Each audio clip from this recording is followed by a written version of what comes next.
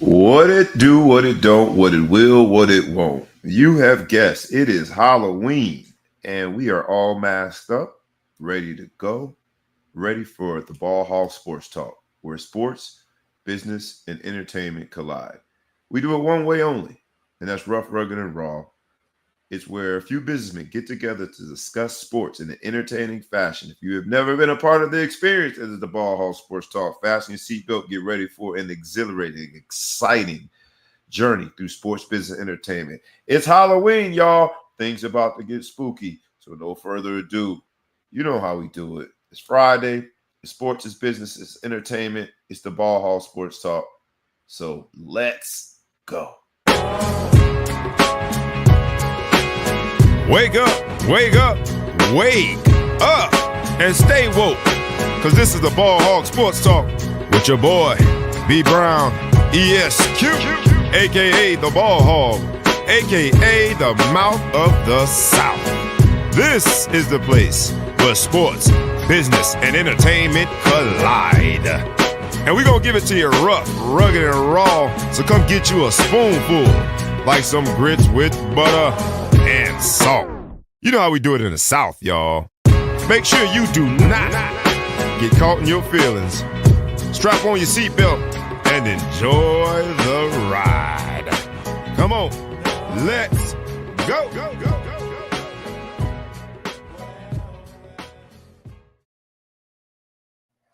Yeah, man. You know what it is, baby. Shit. I know that it is spooky time. Halloween. We got the boys in the building. We masked up, baby. We masked up. I get excited about Halloween, man. Halloween is one of the ones I get excited about. I don't get excited about a lot of them. And I go like to, I bring out the clown for football games, but I also bring out the clown for Halloween. What's up, man? Happy Halloween to you, big man. Coach. Happy Halloween, man. I'm a little shook, man. I didn't know you was gonna come out scary like that. Yeah, you know what I'm saying? man. At least you know could what do it is bring me some candy or something. I don't know. I mean, order some candy, get ready to rock and roll. It's the masked up episode of the Ball Hawk Sports Talk. Before we get in, man, how was your week? Before we get into sports business entertainment, and you know what? I should have done it better because I was so focused on making sure I had my mask on for Halloween. I didn't give you your proper introduction. man, we're good today. For those who don't know, he's the man, the myth, the legend. Thou shall be intergalactically known and respected as. When you say it with some reverence. Say it with some bass in your voice. Say it as you sit up in your chair. He is the Big Flow Show. What's up, my brother? Man, what's good? What's good? Trick or treat.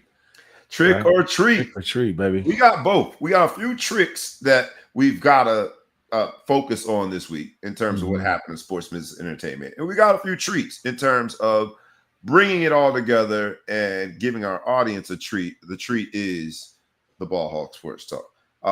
How's your week otherwise, my brother, before we hop in? Man, it's been a good week, man. You know what I'm saying? Weather's still holding out in Chicago. We're still trying to make it happen. You know, it's been a good week, man. You know, everything there's nothing to complain about. You've got not one but two college, let's call them student athletes. Let's say student athletes. That's the word I was looking for. In the world of the Florima student athlete space, everything's going well. Well, no, my daughter is on the. She just sent me a picture. She's on the beach. They're playing a volleyball game and against Bethune-Cookman today. And my mom went. So your mama went. It was Bethune-Cookman College back then. Now it's Bethune-Cookman University. Wow, step it up. I'm cheering against y'all today. I'm cheering. Okay, so she's on the beach, you know, down at Bethune, and then on Sunday she plays Florida A&M. So my wife is headed down there tomorrow with her family. They're gonna go check her out. I'm gonna go to Pittsburgh, check my son out. Although he medically redshirted, he decided to medically redshirt from a lingering injury. So it's gonna take. I didn't realize that, man. Yeah, he medically redshirted. So yeah, prayers for him. Yeah, he's gonna be okay. At the end of the day, you know, he's gonna make a best business decision. The team felt, you know, he wasn't really ready. You gotta hear like some sound effects. The fact that you brought into the sports conversation, only hear the Ball Hawk Sports. I know you're talking about your son, but a business decision related to his. Yeah, it's a business decision. You got 3 games left. You know, he's not 100%. Ended up having a sends him out to. Always got to get a second opinion. You know what I mean? Our friend Emma has been bugging me to get him an MRI. I got him an MRI, and He had a grade 2 hamstring tear, so it was healing. But any given time he explodes or something, he could just re-injure it, and that would be the whole season. So he only played in 3 games, so it made more sense for them just to see what's going on because it's not all the way back. So I hear you. All right. Well, I think this show will give you a little more as I throw on my chain, man. I don't even know if that's costume at this point. I heard you wear that in business meetings and board meetings. And hey, man, no matter how masked up I am, I'm still from the Northwest section, baby. 13th court, shallow side, Lauderdale till I die. L's up. Yeah, I got my Dookie check. But this week in sports, business, and entertainment, we no hater, man. Hey, I'm just saying. Because you said L's up, man. I follow directions over here. Now you get criticism for following directions. No, it's a different kind of L. That's a loser L. We throw our L's up over here. It got nothing to do with losing. You didn't tell. You got to be more specific. You said L's up. I gave you what you was looking for, man. Let's look. Go. The illustrious St. Thomas Aquinas, the greater what area, plays Chaminade this week, and I posted something. Chaminade Madonna, who used to be terrible. They're not terrible anymore. They're very, very, very, very, very good. Who's the number 1 team in the nation? I don't know who number 1 is. I think we're 14 and Chaminade is 17 right now. I don't know who number 1 is. Sorry. I don't think the California team that beat St. Thomas, they're not number 1 anymore with Chris Henry's son. No, they've lost twice. Emmett's son beat Modern Day. They're up there. So but my point was going to be, I posted this matchup and they said something like, it's crazy, like 30-something kids, 36 kids are going to play that have D1 offers in a single high school game. That's crazy. That's pretty good, man. Yeah, it goes to show you some of the talent that's down there, man. So let's go, Raiders. Handle your business. This week, bro, and it just so happens that we're in a week that is notorious for people dressing up, seeing superhuman things, right? Whether it be however you're dressing up, things that seem supernatural. We have seen supernatural in reality when it comes to Wemby. Victor Wembanyama, a.k.a. Wemby, has led his team, the San Antonio Spurs, to a 5-0 start, which, unbeknownst to me, is the first time ever in franchise history they have started 5-0, which seems surreal because they had a real dominance there with, David Robinson, and you had who else was on that team? Duncan Robinson. Not Tim Duncan. I'm trying to think of the guard. Ginobili, even before Tim Duncan. Tim Duncan came as a freshman. They had some good guards. But anyway, they had a dominant run. Then they had Kawhi right behind Duncan. Tony Parker. There you go. Ginobili. They had a lot of talent. Now they just got a lot of talent. So the thing that they have never started a season 5-0 seems weird. But championship runs, right? So, but yet here we are. The best start in franchise history. A 7'4" superhuman. It looks as though you were at a haunted house and someone is doing like it doesn't look real. And not only has he led his team to a 5-0 start, he's done so with staggering numbers, right? He's averaging 30.2 points a game, 14.6 rebounds, 4.8 blocks. And if that isn't staggering enough, you see highlights like he has 2 blocks in 1 defensive possession. They then give him the ball on an outlet pass at 7'4" to bring the ball up in the open floor. He then pulls up for a transition plus 3. Not true transition, but getting on in the offensive side of the ball quicker, transition plus, a pull-up 3-pointer. That none of those things are supposed to go together at 7'4". And I was I had said that I didn't think Wemby was going to be what people put him out to be because of the risk of injury. Let me just say here on this Halloween, 2025, I'm wrong. Dead wrong. If he can remain healthy he's almost a lock to be a Hall of Famer. But at this rate, man, he might be one of the greats, the greatest of all times. Because how do you stop that? He's so good that they, I had a message up there from Crit, one of our loyal listeners, and he said it's like what Will Chamberlain had to look like, except for with Elgin Baylor skills. You know what I mean? Like, it's crazy. It's not. He's so good. He's so good. He said 7'7", some say. He's a long 7'5". I mean, like he's got awesome. long arms. He's a long 7'5", if that needs to be said. But you know what I mean? And he could jump.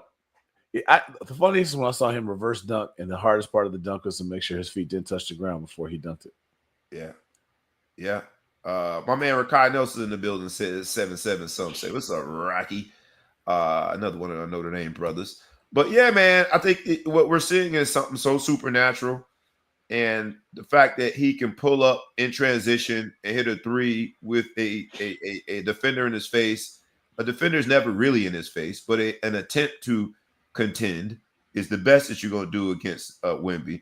But, man, we're seeing something supernatural. And I want to give him his props. I was on here talking about, because of his slight frame, I was afraid about his injury history and that they would start to mount up. But, knock on wood, thus far, this superhuman, supernatural human that seems to be Halloween 365 days a year, because it just doesn't seem right. It doesn't seem possible.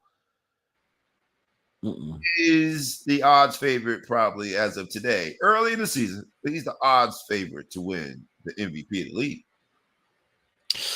This NBA is a good NBA. I don't care. All these old timers, and I'm an old timer, growing the beard out. I'm gonna diet because I want to go with these young boys, man. I'm tired of being with these old heads.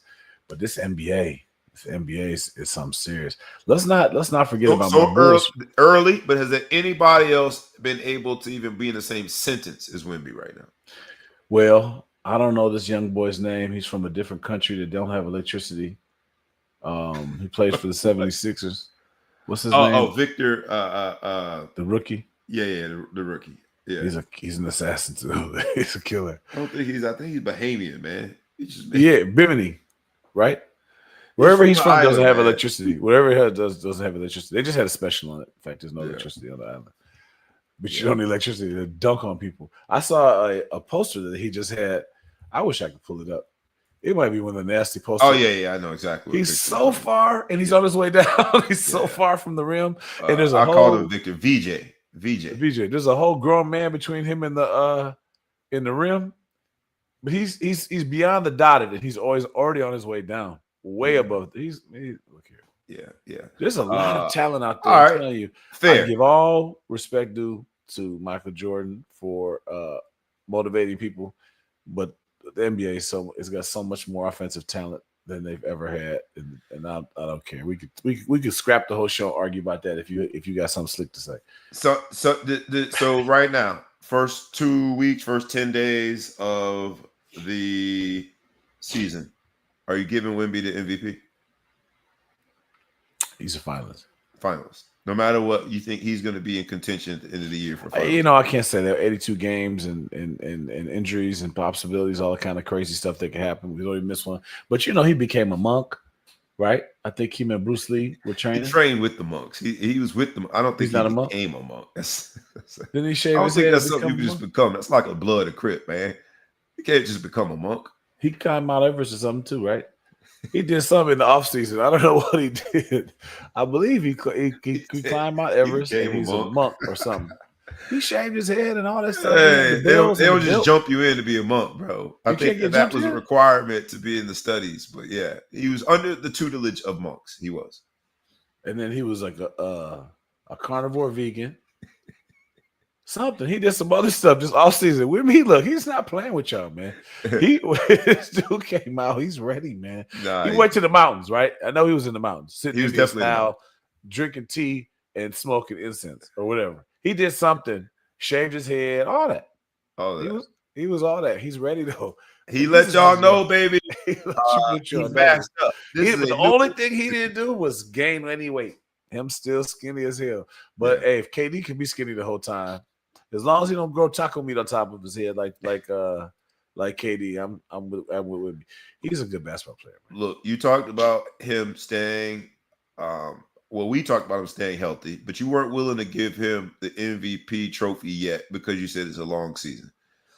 Truth be told, it's a long season for some, but there's this thing called load management. And load management has become a term synonymous with, for those who do not know what that means, there's nothing. It's sort of like NBA players taking a day off, not because they're necessarily sick, because they want to prevent from ever getting sick. It is a preemptive, protective measure that a lot of players have used. Some at the direction of their training staff. We talked about the 76ers briefly, but there's a particular player over there, a center who shall remain nameless in this tape, but he was notorious for load management. And other players have also done it because of training staff instructions.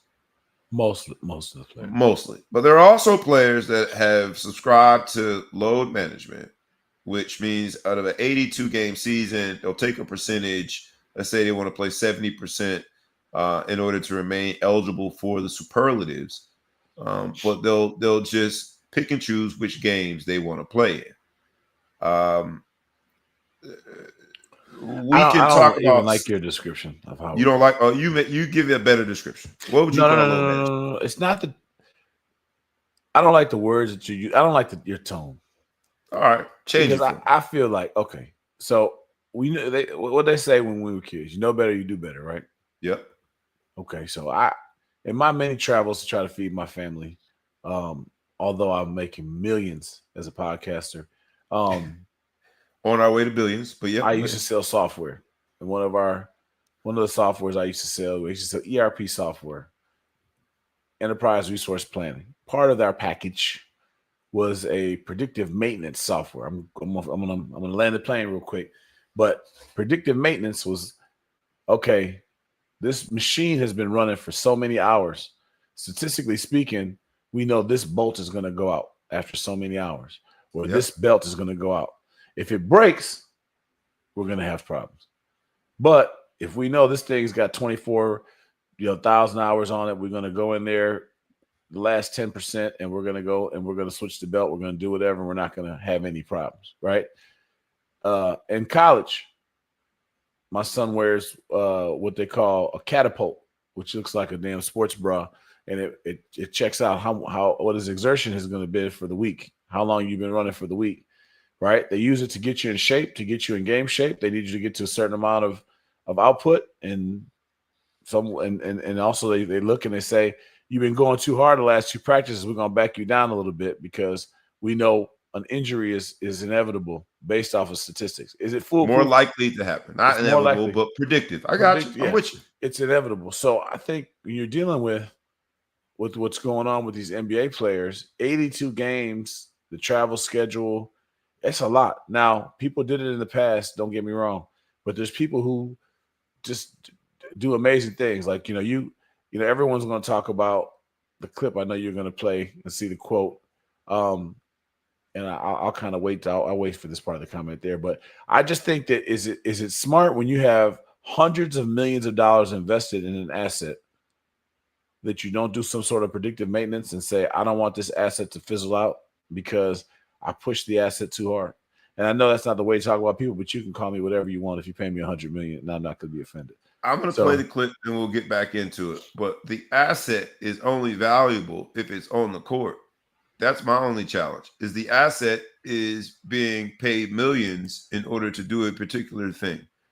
And your predictive analysis is a great analogy.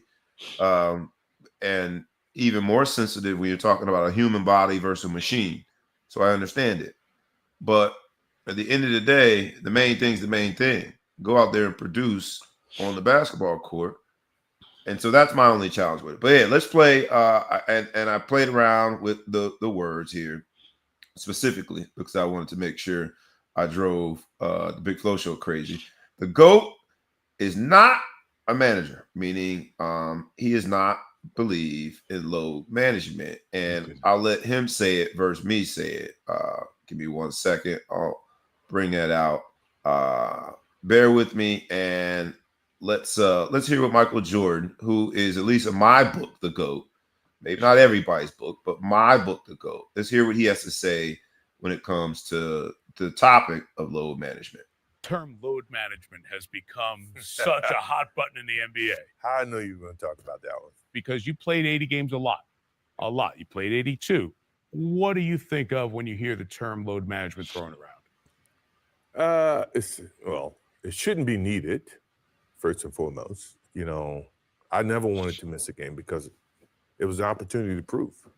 It was something that I felt like, you know, the fans are there to watch me play. I want to impress that guy way up on top who probably worked his ass off to get a ticket or to get money to buy the ticket. You really cared about the guy who sat in the top deck at the Palace in Auburn Hills to watch you when you came to Detroit? Yeah, because I know he's probably yelling at me. I want to shut him up. You know, he's calling me all kinds of names. I definitely want to shut him up. Right. You have a duty that if they're wanting to see you, and as an entertainer, I want to show, right? So if the guys are coming to watch me play, I don't want to miss that opportunity. Now, physically, if I can't do it, then I can't do it. But physically, if I can do it, and I just don't feel like doing it, that's a whole different lens. So give me the first time that you came to that. All right, we'll stop it there, man. So I can say this. Well, sorry. I mean, I messed up. My bad. Let me make sure I bring that back. Here's what's wrong. So we are actually on the screen when it happens. I'm here. So what you say? I will say, I definitely agree, and I definitely agree with the fact that, you know, sometimes a Bulls game or something is a once in a lifetime experience for people. I mean, half the seats are corporate seats at this point, or some rich guy that's getting season tickets. But like he said, that guy that's in the top row that came to see here and he wanted a chance to see Michael Jordan play. You know, I get it. That's hard to even talk against, right? It's very hard not to feel for him. I don't know how much it's helped. I mean, like, you know, you got a lot of people that's still getting hurt. I think part of the injuries, what we're not realizing is today's NBA player, before he got to the NBA, has probably played 5x basketball games on his legs than the players back in our day, just because you see it. The AAU, you had your son all over the place, playing all these games and tournaments. I played my son to death. He hated basketball by the time he got to high school because I played him to death. And I think the kids, our day, we were at the park running around, but we just didn't have the level of games they've had on their legs and do whatever. So there is a level of that. But again, they're doing it in every sport in different times. Maybe the load management needs to be done like Michael Jordan says in there. You play 3 hours a day. What do you do the other 21 hours? So what are you doing in the off season for load management? How are you handling the practice? So basketball is different than football, where you know, towards the end of the football season, practices are starting to get easy because you're kind of in shape and you're just kind of coasting and you're just trying to keep people healthy. Basketball, they really don't have that because they're playing 3 nights a week at least, right? Would you say 3-4 nights a week they're playing? On average, yeah. Sometimes back-to-back nights. Yep. Yeah, sometimes back-to-back nights. So, you know, the practices probably could go a little different. It's hard. I respect anything Michael Jordan has to say, but I respect the thought that you should be able to play your professionally, play all the 82 games. Why'd you call Michael Jordan instead of the GOAT? Our banner says the GOAT. It doesn't say Michael Jordan. You know, I can't read out my left eye. My right eye is slow. So I'm not looking at any banners. But I think at the end of the day, if I go to a game and my star's not playing, I'm upset. Look at this hypothetical. Not to cut you off, but I think you were going to go there. Let's just read the hypothetical that my man Crit, appreciate the input, Crit, and the live audience suggests. He says, let's try it like this. If you pay good money to see your favorite music artist in concert, you show up and his manager comes out and says he puts Lenny Kravitz, but substitute that for whoever your favorite artist is, has played 10 nights in a row and needs to rest. So we're gonna have I get it. We're gonna have a Billy Idol cover band who's gonna play instead. I guess it's the Lenny Kravitz. You'd be You'd be 58 high, right? Like because and here's where I think You'd be while high. most You'd people be are like, sick. no, that's not the same analogy. It kind of is because It you is don't know somewhat. until you get to the arena that That's somewhat. in his case, Lenny Kravitz isn't playing. Good job, Crit. That's decent. That's decent. I'm not saying I wouldn't be upset. I've been to a game and I thought LeBron was coming to play and he wasn't there against the Bulls and wondered why there was so many open tickets. Like, what the hell's going on? You know? So I get it, and that should be frustrating. But I also understand, again, from what I hear, load management is not the player's idea. Most of the time, it's the organization's idea. Obviously, if you demanded to play and you're a superstar, you're going to play. But I'm just saying, let's look around, and we're seeing analytics and we're seeing AI and all kind of stuff coming into play in baseball back when they had Moneyball and how they would do different things. What the analytics they're talking, you can't watch a football game without the word analytics being mentioned. Going for it on fourth down, going for two, and what the book says, and trying to take the human element out of it and doing different things there. So this is just another aspect of that. Unfortunately, this is the aspect that impacts the fan the most. So that's unfortunate there. I don't know. I haven't seen the statistics on whether the injuries have gone down. They seem like they're still high. But these players are bigger, stronger, faster, jumping higher than ever before, landing hard, doing different things. Obviously, I don't want to get into a fight, but they're not fouling as hard as they used to foul. But it's a lot. It's a lot. I don't know. I mean, do you want to have a guy like LeBron who hasn't played 82 games, but he's given you 25 seasons? What would you rather have? 10 less seasons and more games during the season, or for those who hate LeBron, he gives you a reason to get up in the morning so you can hate on him. So I think we woke up just to hate, set the alarm 30 minutes early just to hate on LeBron. But I'm saying he's still getting great basketball out of this guy. And he's, 51 years old? So let's ask the audience. I mean, I love, and Crit wanted to make sure he hammered the point home. Tonight, I got to do it in the voice of the man. Tonight, Earth, Wind, and Fire in concert, but wind is off. That's pretty funny, Crit. That's decent. Very decent. That's decent, Crit. So, truth be told, I would probably answer that question. First, I hope it wouldn't be 10 seasons less, but I would take fewer seasons with the feeling as though I got everything out of, in this case, it's LeBron or whomever I'm cheering for in each one of those seasons. I would take less seasons, and I'm sure the franchise, whether it be the Lakers, the Cavs, the Heat, whomever, would disagree with me. But that's what I would say as a fan. Let's ask everybody in the audience. And I know how you would answer the same question. I'm assuming, because you asked it rhetorically, you would take the 25 seasons. And load management allows him to get the 25 seasons. So just sort of a means to an end, a cost to do business. As a fan, is to let him rest some nights. So let's ask everybody else. For those who are watching, whether it be live, whether you hear this in playback mode, whether you see it 2 weeks from now, 3 weeks from now, you could see it 2 years from now. Answer that question.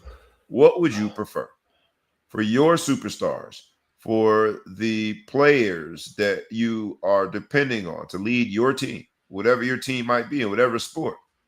In this case, we're talking basketball, so let's just focus on basketball, actually.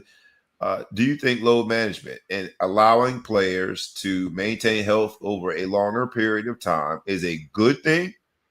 Or do you think, in terms of on a night-by-night basis, if you were so lucky to secure a ticket, do you think that it's a bad thing because it like the hypothetical guy sitting up in the upper deck that figured out by way of overtime how to get that ticket doesn't get a chance to see that superstar? So make it a bad thing. I do think it's bad. You should at least get free popcorn or something if he doesn't play. Some beverage of choice. Something needs to be done about that, right? Maybe LeBron could give a portion of his check, put it on the bar tab or something, since he didn't have to work for the check that day. But he averaged 71 games per regular season, so that's missing 11 games. That's higher than I like to see. I was hoping it was going to be more the 76 range. Of games missed, but it's tough. It's a tough call. I personally think getting players. I mean, when Jordan finally was done and Kobe was finally done, you're like, damn, I don't ever get to see this dude hoop anymore. I mean, Jordan was done and he came back, and he was not Michael. Whatever. Kobe's seasons were bad. They weren't giving. It's kind of the way LeBron is fizzling out a little bit from a success standpoint. He's on the sideline because of sciatica. Chris says, I don't need a 45-year-old guy sitting because his sciatica is acting up. And I know he was saying it messing around, but at last, here we are. Get that 45-year-old man sitting down because his sciatica. Chase down pin against the backboard. LeBron's not probably won't win another championship unless somehow he switches. It's the young man's game. But man, is he giving us some good basketball during the year? Is he giving us some good performances? If you guys are tired of that, man, just write a letter to your congressman, see if we can't force him to play 82 games. If you are tired of watching greatness out there on the field, but on the court. So it's Wemby's turn. Let's see how he plays. Let's see what kind of load he gives you. If he can handle an 82 game season. I don't know who averages the most games per season of the superstars. That's probably something that we can do, and we'll see what happens. See if that equates to championships. But it is what it is at this point, sir. Yeah, I like those answer. My man Ahmad Russell, what up, Ahmad? I prefer to see my superstars go all out in their prime. Right? Like, what are we waiting for?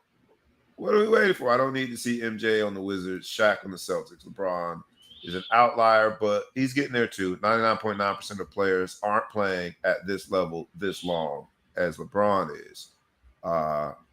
So I would agree with you, man. I'm with you as well.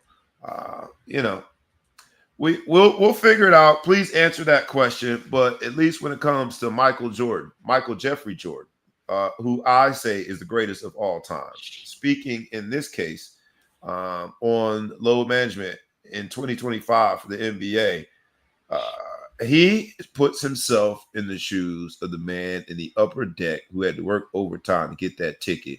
And that's what makes him the GOAT. That's what makes him the GOAT. We could do like Buddy Hield. He played 84 games of an 82-game season. I respect it. Didn't win a championship. Did not win a championship, though. I'm just saying. There is somebody who was back in action last night after an injury, ironically, due to his hamstring, and that was my man, Lamar Jackson. Brian kind of finest, baby. Pompano. Lamar Jackson was back in action and looked really good. Looked like Action Jackson again. He dressed up and did his thing. He was Action Jackson for Halloween, Thursday Night Football, put up some pretty good numbers. Most important number, he led his team to a victory. They're playing from behind right now in terms of trying to get back in the hunt. But that division, including my Browns, makes it possible. He's 18 for 23, 204 yards, 4 TDs. Derrick Henry was 19 carries for 119 yards. Can the Baltimore Ravens get back into this thing? I hope so. I hope they have an opportunity. They lost 4 in a row. No, they beat the Bears. Yeah. Look at the Bears. We won't even get into that. But hopefully they can. Let's not get too excited because they did play Miami. That's like going down to AAA. When the baseball guys come back off injury, they let you go down and hit a couple home runs to get your confidence up. That's Mike McDaniel still has a job. Mike McDaniel's got a job, though. He's employed. Yeah, they might as well go and bring Brian Kelly in if they're going the way things are going now. Maybe you should go to the NFL, Brian Kelly. I'll vote for you. But I think that they have an opportunity to bounce back. We need to see. But I'd like to see them play somebody. You know what I mean? I'm just shocked at the drop-off defensively. The Ravens were known for being just such a defensive powerhouse, and they're not anymore. Same with the Steelers, right? You see that Steelers defense. Just that's the thing that's most shocking about the division. And so we'll see if Action Jackson can bring it back, man. But happy to see him back. And he was out because of an injury, not because of load management. But he is. Imagine had they managed his load. He's a quarterback that is going to run the ball. He's going to do things with his legs that put a little extra stress and a little more agita in the hearts of the front office because of the risk of injury. But yet he's still playing at a high level. When he's on that field, he is being Action Jackson. And I guess to sort of connected to is just like, I want to see that. I just want to see that. I think that's what ultimately, right? The Ball Hall Sports Talk is where sports, business, and what? Entertainment meet.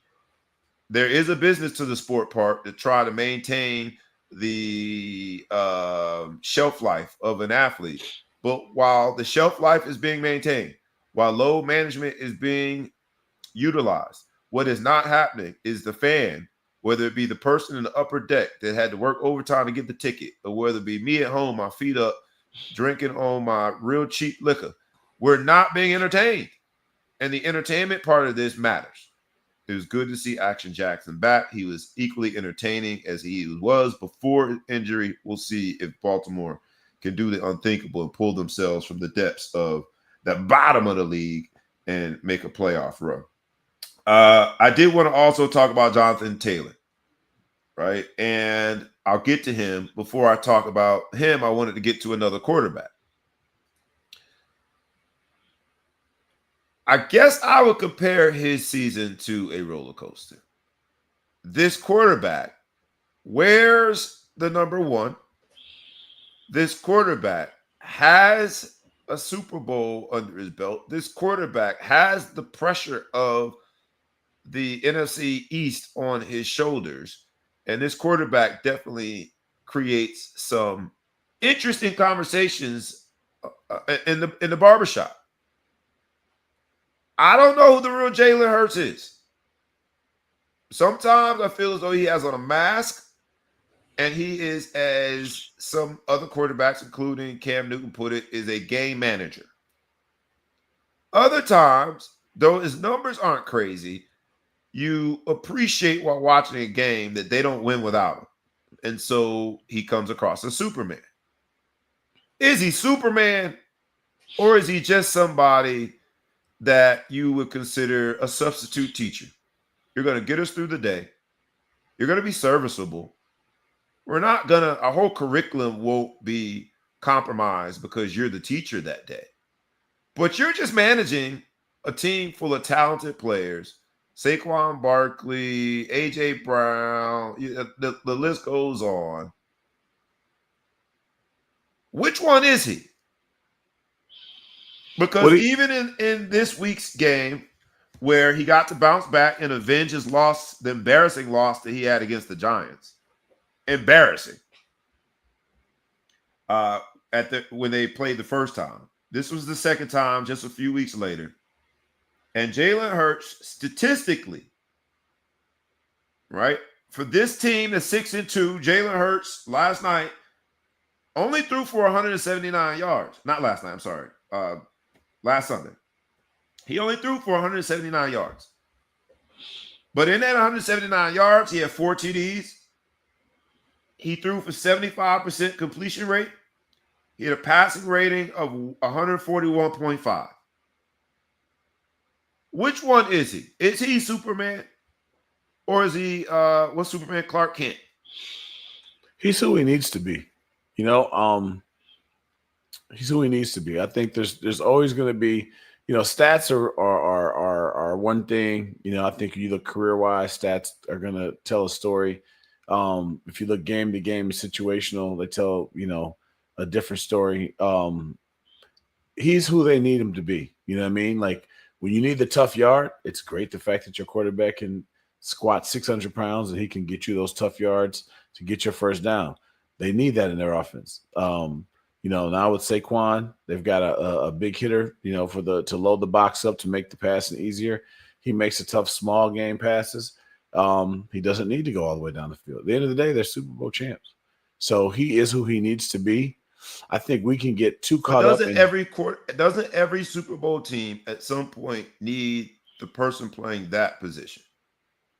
Right? Even the I can't think of his name. That's so bad. What was the guy? Trent Dilfer. Even that Ravens team that had arguably one of the best defenses ever in the history of the NFL, Trent Dilfer had a superhero moment. So, and it doesn't have to be sustained, but the way that offense is run, I think he's got to have multiple Superman moments that, at least lately, the ability to be Superman has been questioned. I think he's got big playability. I just don't think that big playability shows up in the stats. Sometimes it's a catch, it's a throw, it's a run. If he gets a third down and 20, first down run for 21 yards, he may finish the game with 30 yards rushing. That's not going to show up on the stat if you didn't watch the game, but that was a big run. So then he is a game manager. I think he's a game manager with big playability. But that was a controversial take, but I think that's what you got to call it what it is. That's what his team calls for. He's the right man for the job. Obviously I think Lamar Jackson would play a great role in that offense as well. But I think if you take Joe Burrow, you would change the way that they do their offense. I'm not saying that they couldn't figure it out, but either they've designed an offense that works well with him, or they picked the right quarterback for the offense they wanted to run. Super Bowl champs, doesn't matter. It's irrelevant. You think they can win it again? 6-2, top of the NFC East. Do you think they can win it again? I think they can win it again because I think their style of play lends itself to not having big letdown games. When you have which made that Giants game such the anomaly. I agree with you. Most times on the last two seasons, I would agree with you, but it made that New York Giants game that much more of an anomaly. When's the last time dominated somebody by won the a Super Giants Bowl that undefeated? were playing underhanded and understaffed, if you will, due to injuries, and yet they got beat up on. But it wasn't that the first game that you had Dart and Scatterboo playing together? Yes. And So shout out to Scatterboo, man. He got hurt, but I love the way he plays the game, man. I hope he speedy recovery, young man. But so my problem I have is, I shouldn't say problem. I would say this: if you gotta look, the NFL is a preparation league. We've all played fantasy football, right? And some better than others. No comment. Every season, there's a running back that gets the ball, or that comes on late, or a quarterback that comes on late, or a receiver that comes on late and starts killing, right? Right. Because this is a preparation league. These defensive coordinators, when they have the offseason, will figure out how to stop people. That's why people have the sophomore slump when you have a rookie quarterback that comes in and does very well. Jackson Dart coming in, he's doing well right now. Let's see what he does next year when they have a chance to prepare for him and find out his tendencies and get ready to go. So I don't think you can make much of the fact that the Giants, with two new, very talented, young, exciting players, put a stop to them. There's an energy thing, but I think it just happens. So, thank you.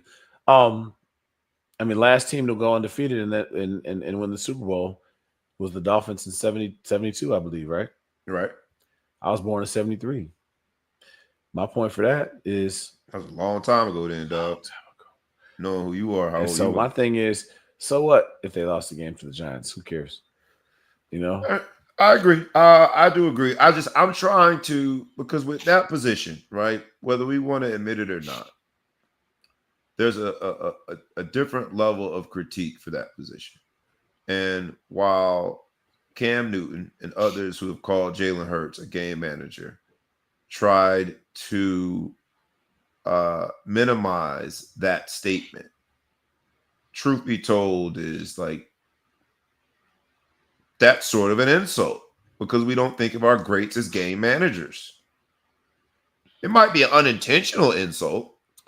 I think it's an honest position, but that's what they need at that position. That doesn't we mean don't have any game managers in the Hall of Fame at quarterback. No, because that's statistically driven and championship driven. You're right. Ain't no game managers in the NFL. Do you think Jalen Hurts is having a Hall of Fame career? Say again. You think he's on his way to a Hall of Fame career? I think if he gets another Super Bowl, with how much they're going to rely on him, with how young he is. Let's be honest. We were talking about Russell Wilson as a guaranteed Hall of Famer before the last two stops. Yeah. Is Phil Simms statistical, or at least from a Super Bowl standpoint? Jalen Hurts wins another one. What's the difference between him and Russell Wilson? What about Phil Simms? Phil Simms wasn't a game. I don't think he's a game manager. I think the game was different. Multiple Super Bowl champion. Yeah, but I wouldn't call him a game manager. I thought Phil Simms was what he needed to be in that offense. Now, does he have a jacket? Yeah, right. Doesn't Phil Simms? Hell no. He ain't Phil getting Simms up not there. in? Hell no. Not even in conversation. And so my point is, sometimes we make too much championships. Sometimes we make too little championships. I think you can. There's so many examples you can have of people that just have won. They win. Robert Ory's not an NBA Hall of Famer, and he's got like 17 championships and hit Very game winning different. shots. But I'm just saying, man. Let's just great question. you know, Was Eli a game manager? yes, with big playability. With Their big biggest playability plays came, and I'm not an Eli fan. Their biggest plays came because Eli was spectacular. in certain moments, and and most of their big losses was because Eli decided he didn't know what team he was on, and he threw the ball to the wrong guy at the wrong time of the game. Many of their losses were that. So he's why they a lot of times why they want, but he's probably going to end up because his last name right next to his nephew Arch in the Hall of Fame one day. But he's not a Hall of Fame quarterback. That's too far. But he's not a Hall of Fame quarterback, Eli. But he got 2 chips against Brady. The only reason we are saying that the last team to finish undefeated and win a Super Bowl was 1972 is because of the man you just brought up. Eli Manning was the reason that the New England Patriots, 21 other guys out there. He was the biggest part. Come on, man. He Give him his props. I'm not an Eli fan, but Eli did his thing. I'm just saying, not everybody that's good or great is a Hall of Famer. True. I'll give you that. I do want to say that you talked about impact, and I want to at least bring this guy up before we move on because he's not Superman, but he's absolutely Flash. He's dressed up as Flash this year. Jonathan Taylor, in this political season, should be the mayor of Indianapolis. Jonathan Taylor right now, before we move on, I just want to give his stats. Jonathan Taylor, who's from New Jersey, Salem High School.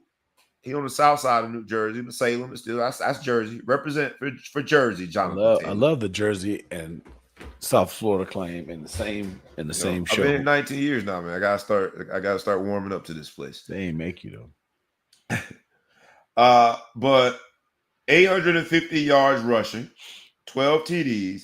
He leads the NFL in carries, yards, and TDs. He's on pace to do some outstanding things, potentially even breaking LaDainian Tomlinson's touchdown record. LT, the other LT. Where in the world did this come from? He's played well, but this is on a different level. And I think Daniel Jones, he's had a great NFL career. So I don't want to act like he was a scrub, but this is beyond a great NFL career. This might be one of the best seasons of all time from the running back position if he stays on this pace.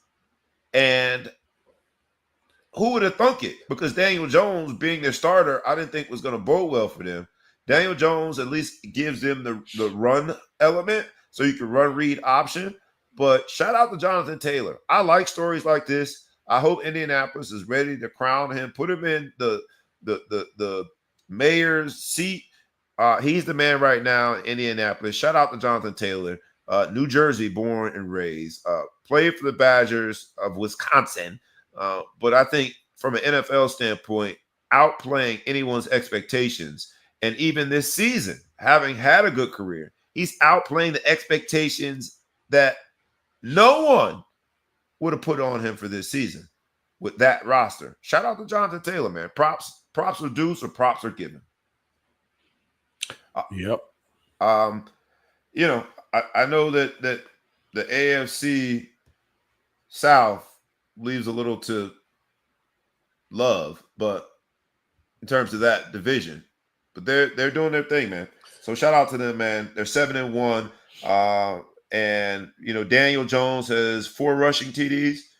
He's thrown for 2,062 passing yards, 13 TDs, the 3 interceptions. He's tied for second in terms of QBR in the league at 79.2. And Indiana's got a new state bird, baby. It's called Jonathan Taylor. Give that man his props. Go ahead, Jonathan Taylor. New Jersey in the building. So Wanna that's the make sure about that. new thing. If you do really well, we name you the state bird. He's the state bird in Indiana. All right. That's hey, everybody has goals, man. I want to become the new state bird of Illinois. Let's get Big to bird. another situation that I had to bring up today before we get out of here, man. There's a place in Baton Rouge, Louisiana. There's a stadium there that they refer to as Death Valley. We got new reasons for that. Death Valley was the place where a recent death took place. Specifically, the now former head coach of the LSU Tigers, Brian Kelly, in his 4th season, took the LSU Tigers into halftime up on Texas A&M. The score was 18-14 at half. Mm-hmm. Something happened.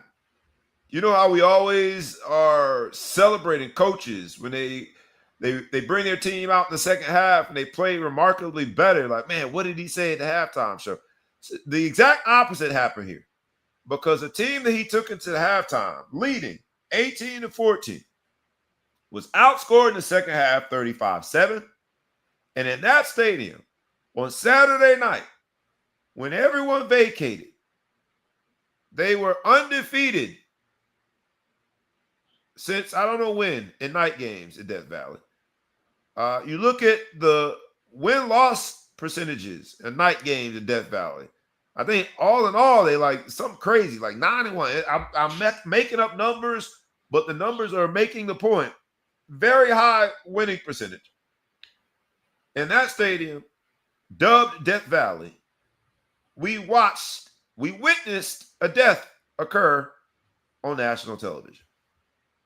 Brian Kelly's team was outscored 35-7. Brian Kelly's job was in jeopardy at the outset of that game, as soon as it ended. And it started a domino effect that we'll get into. What do you think about Brian Kelly, man, coming up short in the biggest moment? And then we'll get to his buyout. We'll get to the athletic director who also, unfortunately, he was in the same car accident. He was associated with it. So he died in that Death Valley too, because of that second half non-performance. We'll get into the governor. We're encouraging everybody. Make sure you register to vote. Tuesday, you got to vote. The governor got involved. Might lose the election. Like, that's how big this story became because of that second half in Death Valley. Give me your thoughts before we hop into to analyze. I mean, Brian Kelly, the problem is, you know, and I used to always say this to the kids on that I coach / mentored or whatever. It's like you know, you want to be Sammy Sosa or you want to be Barry Bonds, right? Barry Bonds is a jerk. So when he hits a home run, everybody cheers. But when he strikes out, everybody boos, right? Because he's a jerk. Sammy Sosa, his baseball's been very, very good to me, right? Everyone thought Sammy was a very, you know, loving and thankful and grateful player. So when he hits a home run, everyone lost their mind. And when he struck out, they said, "That's all right, Sammy. You'll get the next one," right? And I think Brian Kelly was such a jerk and so disliked by everybody that you have to win all the games. And if you don't win all the games, I hate you. And so, you know, all his antics kind of came back and boiled up over and over at the end, watching Notre Dame do well without him, you know, making statements that he can't cash. Like, I want to go down here to give myself a better chance to win with more talent, and then watch Notre Dame go ahead and win. That wasn't the worst of it. Brian Kelly villain mask to me starts not because of that statement, but because he's in California in someone's living room with a coaching staff that has no idea that he's stepping out of the living room to have a conversation with his agent regarding LSU. He then goes back in that person's living room, this young man's living room, in front of his family, and acts like no big deal. Was he in a tough spot? Hell yeah, he was in a tough spot, because you're not permitted to disclose or gossip. It's not, the ink isn't dried yet.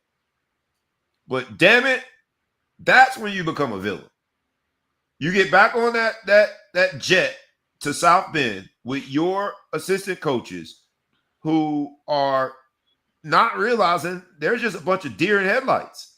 Because when you leave, unless you take us with you, we fire. Our families are impacted by this. There are deer in headlights because when the news is made public, that player that we just went and recruited and sat in his living room is going to call me and ask me, yo, what the hell's going on? And I've got no information. There are deer in headlights because now my reputation is sullied by your decision to be a villain and an asshole. So his mask got ripped off in Death Valley for the second half. But truth be told, they should have seen it coming. They should have seen it coming.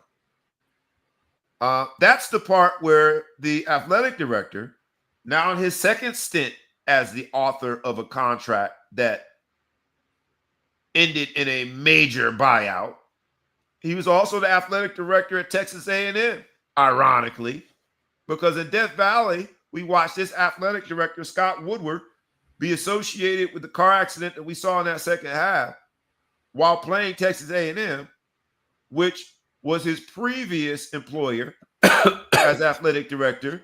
He was the author of the contract for Jimbo Fisher. And when Jimbo Fisher left, he left with, $77 million in a buyout? Brian Kelly was scheduled to make $54 million. It's reported that they've negotiated that buyout down to closer to $30 million, $27 million to be exact. I'm not certain about that report, only because it said it was related to the morality clause, which is a very tough threshold to meet in order to not pay someone what they are owed. So I'm not willing to repeat that too often. But whatever it is, $30 million, $54 million, added to the $77 million. Scott Woodward, as an athletic director, is responsible for over $100 million in buyout.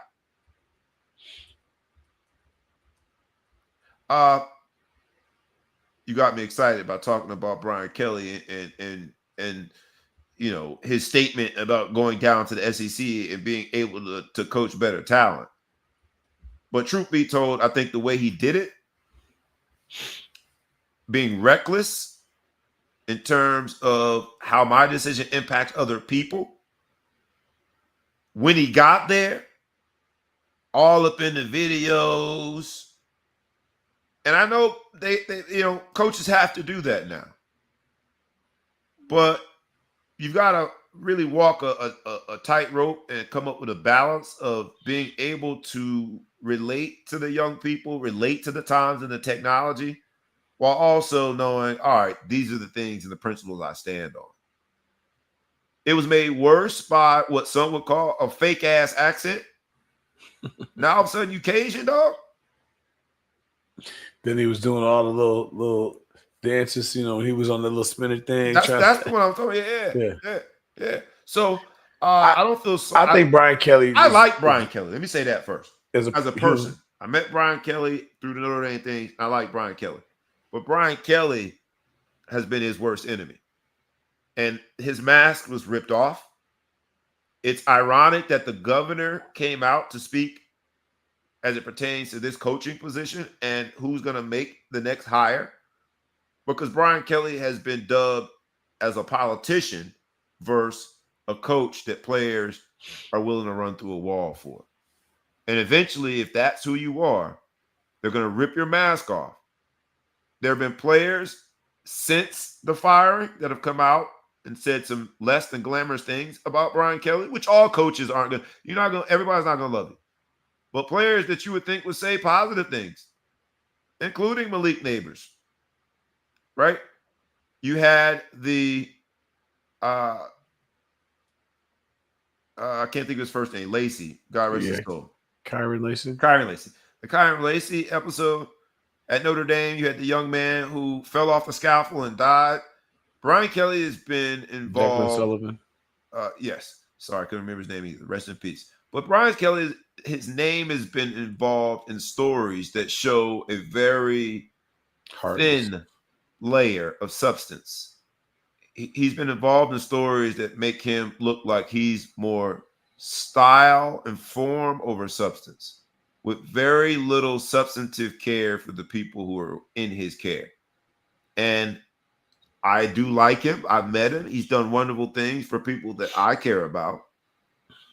But I'd be in denial. And this is the Ball Hawk Sports Talk, where it's rough, rugged, and raw. If I didn't admit that, at least from a reputational standpoint, Brian Kelly has that dark cloud hanging over him as someone that is just a used car salesman, a politician. So I hope he lands on his feet, but it's going to be. I think Brian Kelly changed at some point. You know, Notre Dame used to do this thing on Thursdays for the spring game.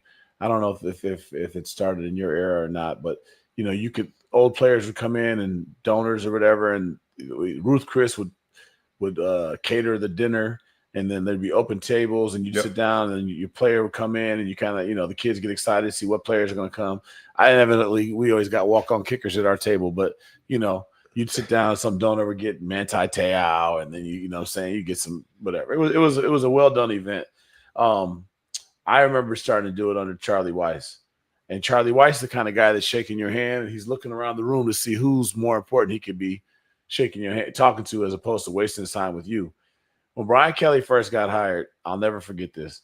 My son was young because he's 7 inches taller than Brian Kelly is now. At this point, Brian Kelly had to squat down to talk to him.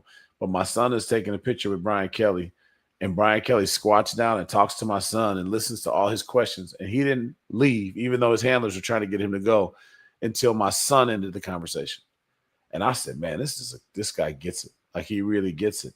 I don't know what happened from that Brian Kelly to the Brian Kelly that is reportedly not called Kyron Lacy's family after he passed. I don't know what happens between that guy and the guy that reportedly was insensitive about Declan Sullivan's safety when he was up there.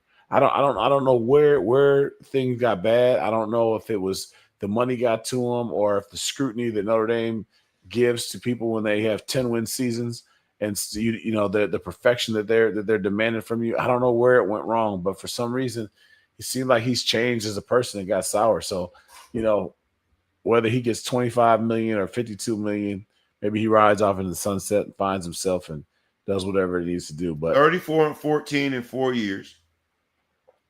34-14 in 4 years. He had, it's reported, played a lot of golf, and that has been connected to what is a reported negotiated reduction in his buyout. But what happened was, and I'm talking about Brian Kelly's mask came off, is LSU showed us who they are. And a 71% winning percentage is great some places.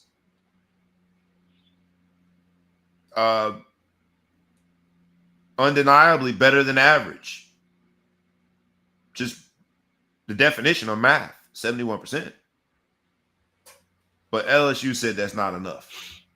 That ain't enough for what we want. Scott Woodward, the athletic director, is wrapped up in it. He's gone too. The governor of Louisiana, Jeff Landry, weighed in on it and basically said that guy, talking about Scott Woodward, the athletic director, will not be involved in hiring the next person because this is yet another buyout. So the state of Louisiana ripped their mask off and showed us who they are. Because why is Jeff Landry before Super Tuesday? We get robocalls. You can't watch a damn TV show without commercials talking about respective races. There's a hotly contested one in New Jersey, a gubernatorial race. And this man found the time to weigh in on LSU football and who not only are they going to hire, but who's going to do the hiring. We know exactly where Louisiana puts their priorities. Interesting times. I met Brian Kelly enough to like him, and I'm wishing nothing but the best for him and his wife. I think they do a phenomenal job with their foundation. So I'm separating the person from the professional. On the personal side, I do hope he lands on his feet and gets another good job. Does a guy like Brian Kelly or Franklin, when you think about their school is frustrated with their tough losses, but their records overall are fantastic, right? If there's a Hall of Fame, he's a Hall of Fame coach, right? For all the wins that he has, probably a winning percentage. He's Brian Kelly is a Hall of Fame coach. Yeah. Yes. And so, I mean, does Penn State call Brian Kelly and see what he's talking about? Does LSU call Franklin and see what he's talking about? I mean, you're still talking about though they're both fired. When you look at the pool of talent that's available for coaching in the openings, they have to be in the best available category, right? Sometimes you just James need a Franklin new start. more than Brian Kelly, yes. Sometimes you just need a new start.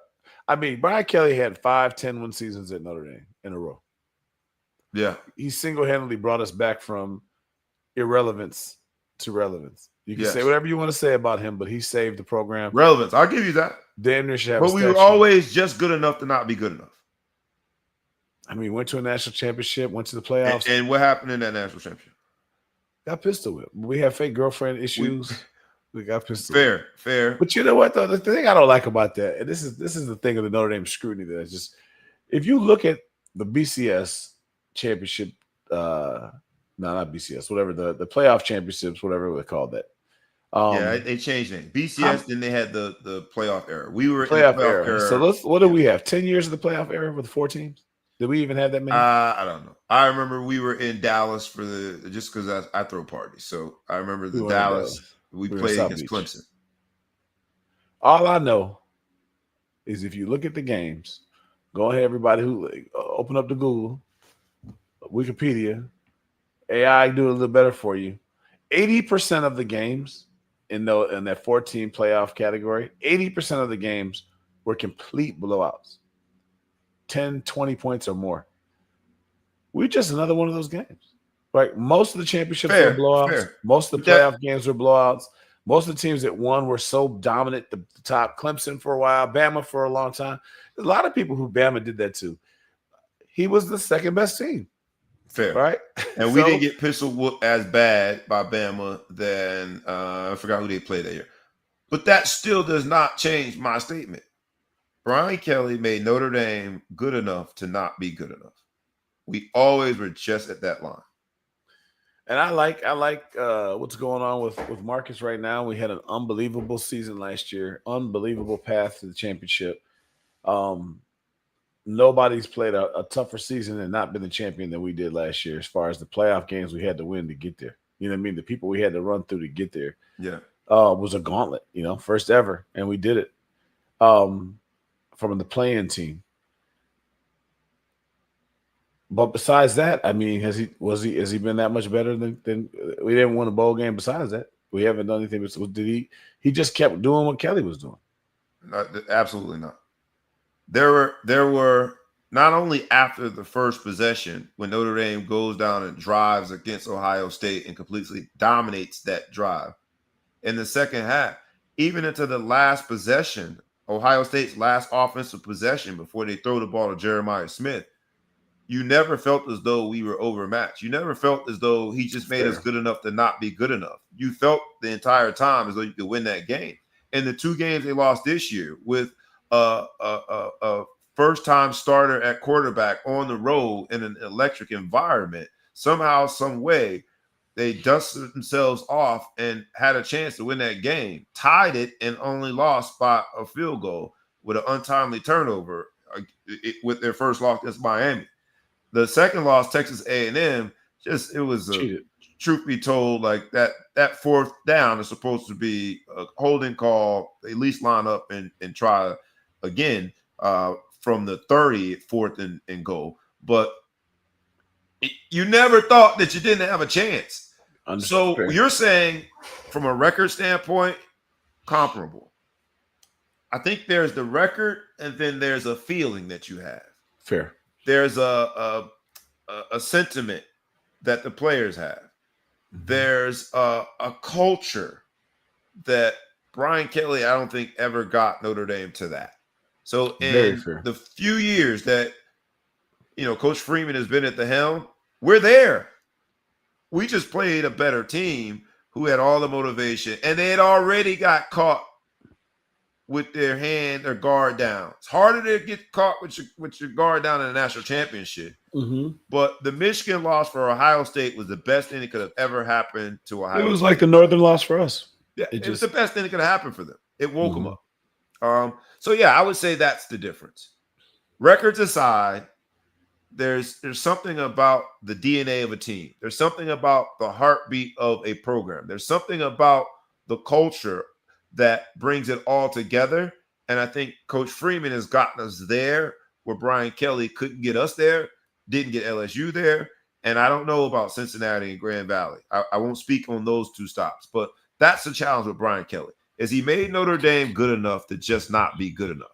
And that was satisfactory for a while. I think Notre Dame was in a tough spot. Brian Kelly did him a favor by leaving because they would have never fired him as the all-time winningest coach. But truth be told is that we were always going to be in category 1B. We were never going to be in the top category. Mm-hmm. Just my 2 cents. Yeah, I agree with that. I think he did us a favor of when he left. There's zero chance Marcus Freeman is our coach if he leaves the way that everyone thinks he should leave. If he leaves at the end of the season, Notre Dame runs a 3 or 4 month search for a head coach. Marcus Freeman does not get the job. The only reason why Marcus Freeman is the head coach right now is because we had an opportunity to still make the playoffs when Brian Kelly left, and they were in a scramble and a rush because Marcus Freeman would have left and been the D coordinator at LSU, and they had to hire him or else. There was no one else they could get. Otherwise, I don't give Notre Dame any credit for making that hire. Brian Kelly put them in a situation where they had to hire him, or it would have been. Do you think the governor went too far? I know Chufu says he's one of Trump's boys. I guess that means he's a GOP. So hell with what I was saying, huh? Yeah. I'm sorry. So to hell with what I was talking about. I cut you off. I bet. I'm talking about how Brian Kelly left Notre Dame, and you just tell me we're talking about the governor. Are we talking about the governor of Indiana? Those two are related. They're related at this point. I guess you disagree. Okay, thanks. That's all right, man. We just next topic. We'll go next topic. We'll I gotta be quiet. Let you finish now. No, I'm done. The governor's race. Do you think that the governor went too far by weighing in on LSU's coaching situation? And absolutely. But that's the South. You know what though? Just to let you know what the SEC country in the South is different. It's different down there. Because the governor gives us, no one in Louisiana thinks he went too far. No one in the state of Louisiana thinks, why are we talking about this? I guarantee that.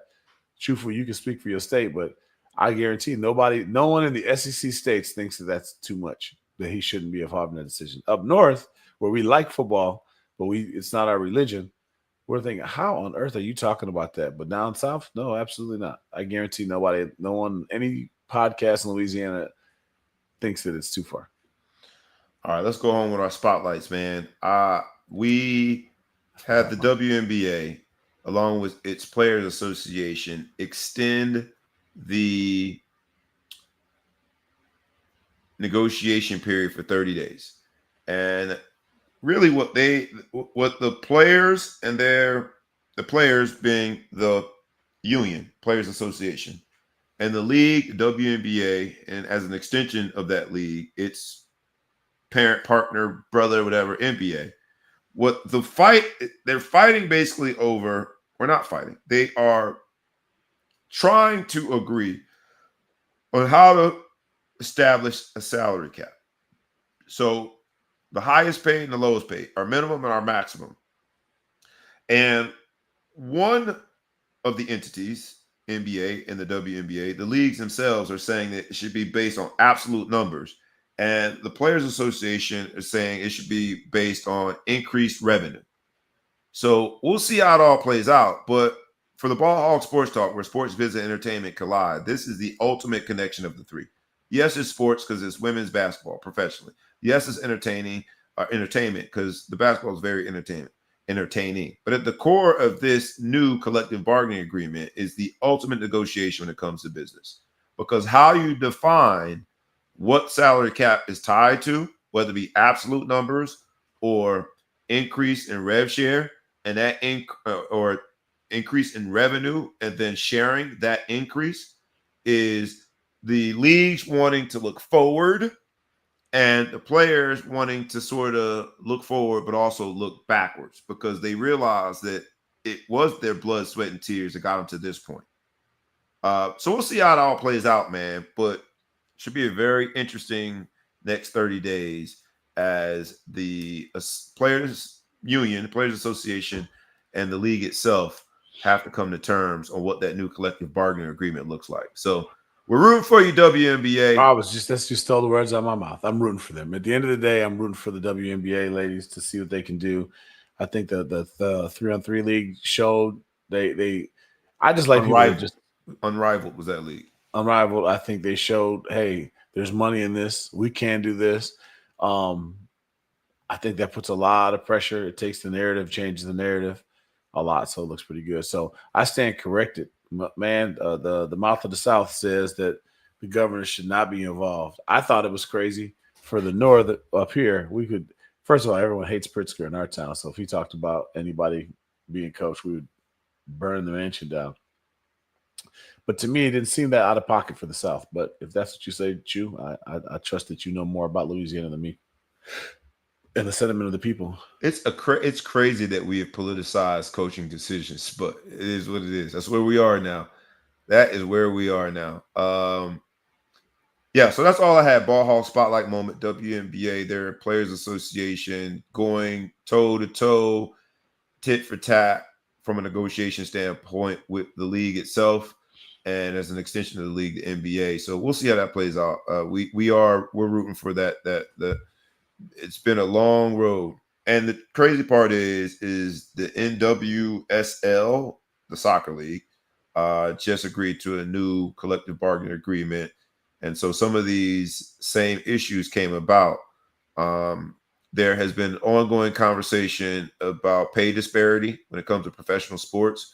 So the fact that professional women's soccer and professional women's basketball are coming to the table at the same time might mean we are entering a new chapter and a new frontier when it comes to the professional sports world for women. So fingers crossed, we shall see. Anything you got for us, Ball Hawk Spotlight Moment?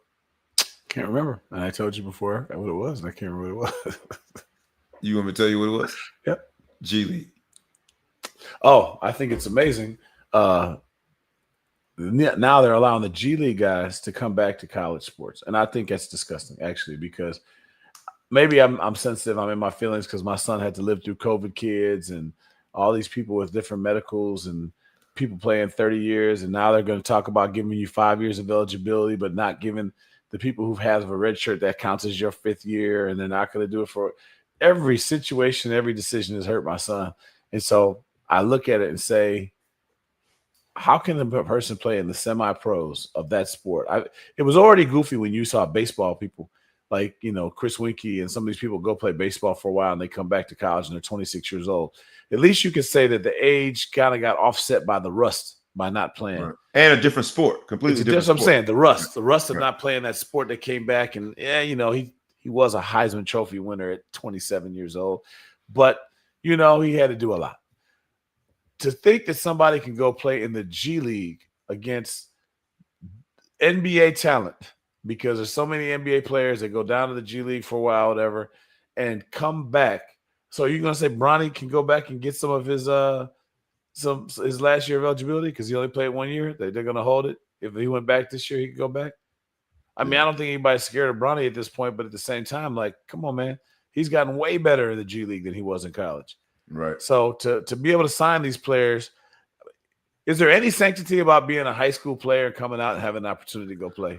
Or is that just done? I understand why they are doing it, because they were going to run into potential litigation with domestic American-born players that were getting some sort of compensation, whether it be through the G League or some other paying league. Right? Like, you're basically saying that in Europe at 14, they can be pros, come over here and play for Duke. So why is it different just because I was born on American soil and I was a air quote pro? Why can't I also now go play for Duke? That's where the whole issue Duke came getting up. 27-year-old guys? Say again? Is Duke getting 27-year-old guys from these different countries? No. they're getting normal college age guys. It's just that the way that they define pros and overseas. I mean, soccer is the same way that guys are going pro at 15, 16 years old. I think it's different. I think we can agree that in America, the G League is mostly you're playing against guys who came out of college, have already finished college. All right. So they came out of college and already finished college, and now they're going to go and play in a semi-pro league, a developmental league, to have them come back and be part of. It's so funny, Bobby's gone, but he's gone, fellas. I think he went on vacation, but to come back and be part of college, I just think is enough is enough. I mean, these kids have enough to compete with coming out of high school. I think this is too much. So that's my statement. That's what I'm going to go. So waiting for B to come back. Okay, B's back.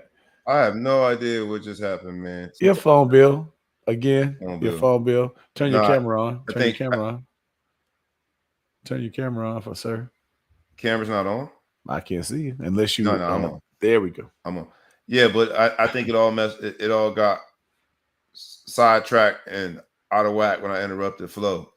Things got bad when you decided that my topic was no longer relevant. What my Bad. train of thought was better, so I had a brain cramp. But I'm thinking straight. I just think it's unfair to some of these kids, and no one cares about fair. We're talking about money. There's too much money involved. These people can leave the G League and go make more money in college. So there's probably an antitrust suit that's going to come pretty soon in our lifetime. There's going to be unlimited college. And then eventually what they're going to do is separate the school portion of it. And it's just going to be a team that's affiliated with the city of South Bend or the city of Champaign, Illinois, the city of Tuscaloosa. And they're just going to be lightly affiliated with the college. I'm telling you, it's we're on our way there. I think here's where I think that they could probably do it. If where it would make sense.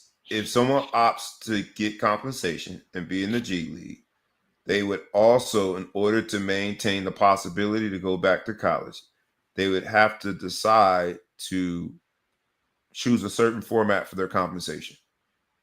The reason why that's getting thrown out is back to people get compensated in college now. So it's no longer money can no longer be used as a factor of amateur status. They're getting paid now. Big But money. how you get paid and the source that pays you matters, which is why if it's going to be the G League. But why? Why? Arch Manning making $6 million a year. I mean, come on. So the amateur status, huh? $6 million? Something like that.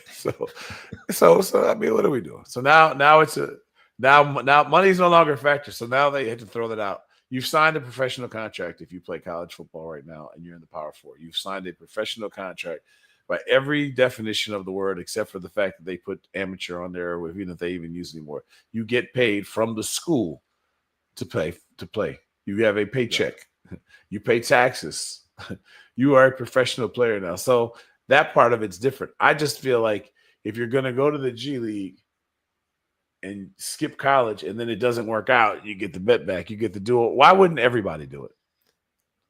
Why shouldn't everybody go to the G League and then come back and do it? Why shouldn't everybody go to JUCO for football for 2 years and then go to college and maximize their chances to make money? That's the part of it. That's good.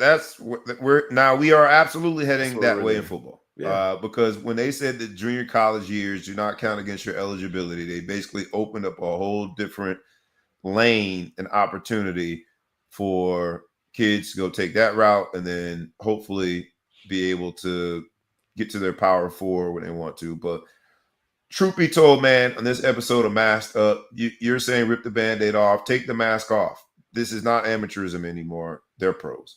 And, in a way we're there, but trying to iron out how to get there fully. Yeah. So won't be the last iteration of it that we scratch our heads and say, that doesn't make sense. And a lot of it doesn't make sense because we kind of old school. But I hear your point very well. Mm-hmm. Yeah, man, this was a Masked Up episode on Halloween 2025. I started off in a clown mask, and we ended up clowning in terms of our coverage on Sports Visit Entertainment. It's been a phenomenal week of coverage. It's been a phenomenal show of the Ball Hog Sports Talk, and it's been phenomenal because so many people have been with us and the live audience. It's been phenomenal because we get to be on this platform and do what we do, which is to talk sports, business, entertainment, one way only. That's rough, rugged, and raw. Any parting words you want to leave with the people, Big Flo? No. Have a good weekend. Go Irish. Beat Boston College. Beat them by 1,000. I hate them. So go in there, beat their face. There it is. I won't get into why you hate them, man, but it is what it is. It is what it is. The Ball Hawk Sports Talk, where sports, business, and entertainment collide. Like we ask you every week, humbly, we ask you, y'all like our thumbnail there, right? We ask you to like, comment, share, tag a friend, tag a foe, tag anyone that you know, and please subscribe to the YouTube channel and the podcast. It's the Ball Hawk Sports Talk, where sports, business, and entertainment collide. We had from the Middle Coast, the Big Flow Show in the building today. I am your boy, B Brown, ESQ, aka the Ball Hall, aka the Mouth of the South, aka Mr. Success Celebration, aka Breezy, aka Coach Bobby, aka someone that's honored to continue doing this with you guys. So we'll see you soon. I don't want to say next week, but we'll see you soon with more sports, more business, more entertainment. And with that, no further ado, we is out. Peace.